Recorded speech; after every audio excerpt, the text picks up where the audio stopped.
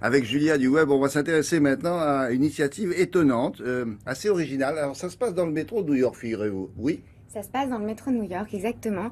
On appelle ça la subway thérapie, la c'est-à-dire. thérapie du métro, en gros. Alors au départ, c'était plutôt anecdotique, c'était un épiphénomène qui a démarré après les élections présidentielles, quand Trump est arrivé au pouvoir.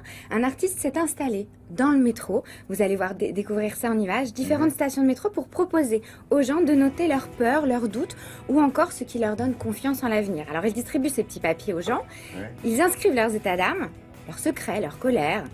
Et ça recouvre les murs de centaines de stations. C'est-à-dire que c'est devenu un vrai buzz sur le web, car cela s'est étendu à plusieurs stations new-yorkaises. Au départ, il n'y en avait qu'une.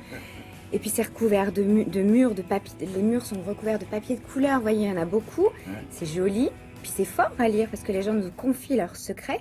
Et toutes ces émotions brutes, elles se retrouvent également sur Instagram. Donc évidemment, le compte Instagram qui reprend toutes ces petites couleurs, tous ces papiers est devenu un carton.